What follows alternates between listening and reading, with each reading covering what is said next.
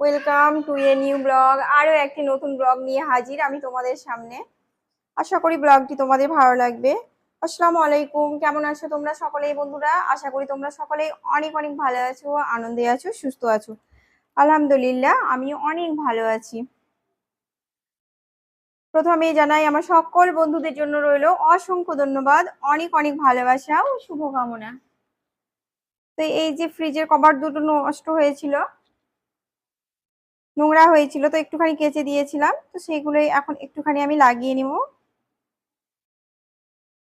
আসলে এই রান্না করতে করতে এটা সেটা লাগে, নোংরা হাতে নাড়ি, সেটা একদমই ভালো লাগে না। তাই আমি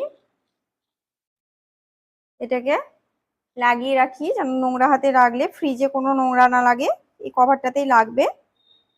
তাই এরকম ভাবেই লাগিয়ে রাখি। তো এগুলো আমি এখন লাগিয়ে নিচ্ছি।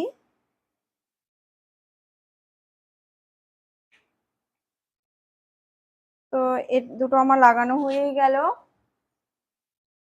আর এই যে কুসোনা চিপসের এটা খুব সুন্দর একটা কৌটো আমি রেখে দিয়েছি, এখানে কিছু করা যাবে।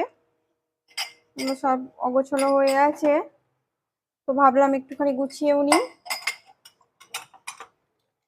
তো মোটামুটি এই জায়গাটা আমার সুন্দর হয়ে আছে।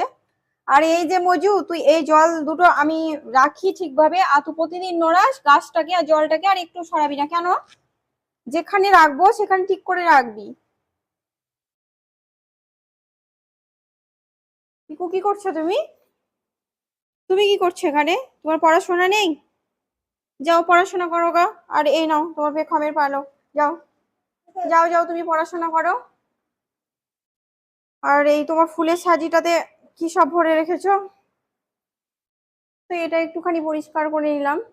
তো আজকে আমি তোমাদের দেখাবো যে আমার মা কি কত ধরনের পিঠে বানিয়ে পাঠিয়েছে আমাদের জন্য। আসলে অনেক রকমের পিঠে মা বানায়, তো সেগুলোই পাঠিয়েছে। আসলে যখন থেকে তাল শুরু হয় তখন থেকে কিন্তু মা পিঠে মানে দিতে আমাদের শুরু করে, একদম তাল শেষ হওয়া অবধি। তো চলো দেখায় তোমাদের আমার মা ঠিক কি কি পিঠে বানিয়েছে আমাদের জন্য দিয়ে পাঠিয়ে।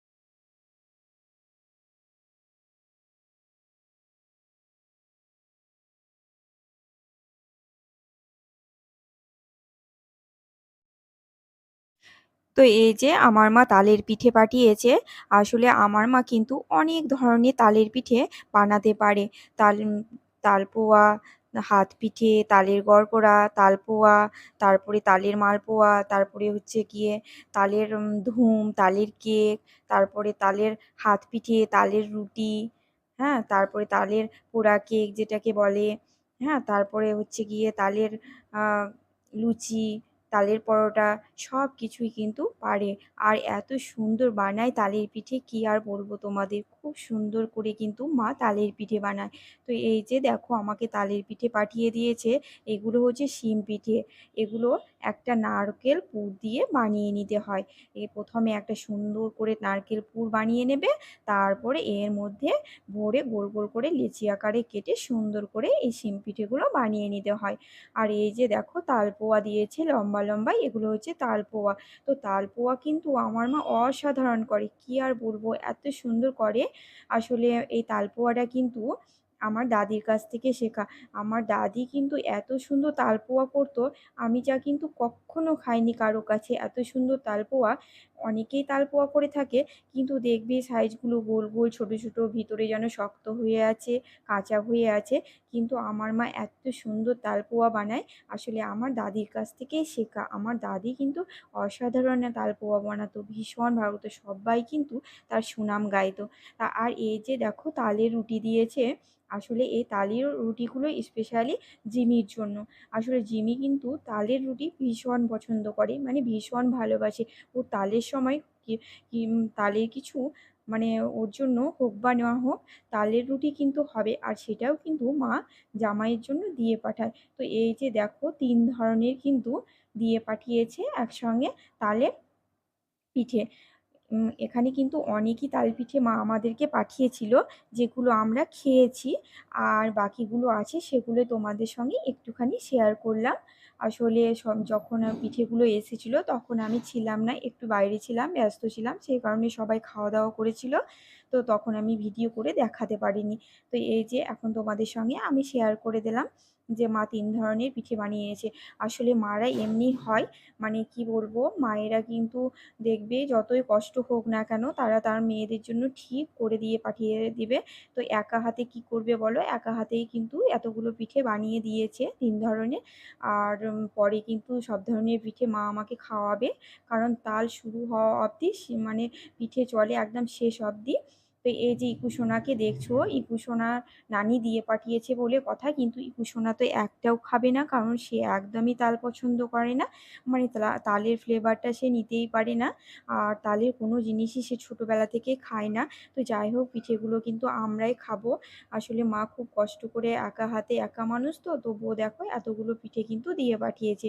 আর এই যে সঙ্গে দেখো যে মোরব্বাটা কিন্তু আসলে জিমি এনেছে, মানে জিমি সিউড়ি গেছিলো একটা অফিসিয়াল কাজে।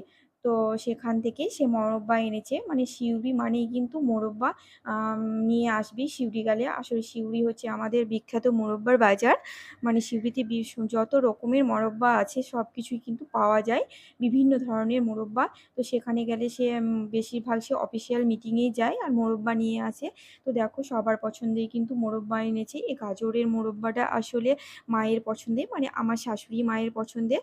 সে শাশুড়ি মা বলেছিল গাজরের মোরব্বা আনতে, আমি আমলকি আর এই যে আনারসের পেঁপেটা আনতে বলেছিলাম। কারণ আমলকি তো আমার ভীষণই ভালো লাগে। তো আমি দেখলাম আনারসের সিজন এখন, তো বেশ টাটকাই পাওয়া যাবে, সেই জন্য আমি আনারসটাও আনতে বলেছিলাম। আর ইকু সোনা বলেছিল সে ম্যাঙ্গোর মোরব্বা খাবে, কিন্তু ম্যাঙ্গোটা যাই হোক, আমের মোরব্বাটা পাওয়া যায়নি বলে জিমি আনতে পারেনি। তো আসলে জিমি কিন্তু কখনোই নিজের জন্য নিজের পছন্দে খাবার কিনে আনে না। সে সকলের কথা ভেবে সবার পছন্দে কিন্তু খাবার কিনে আনে। তাই আমাদেরকে আগে থেকে জিজ্ঞেস করে নিয়েছিল।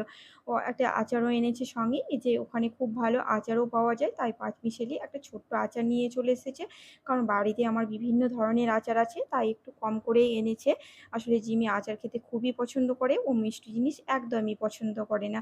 আর আমি যে আচার খেতে পছন্দ করি না সেটা কিন্তু নয়, আমিও কিন্তু ভীষণ পছন্দ করি আচার খেতে। তো আমার ভিডিওটি কেমন লাগলো অবশ্যই জানাতে ভুলো না। আল্লাহ হাফেজ।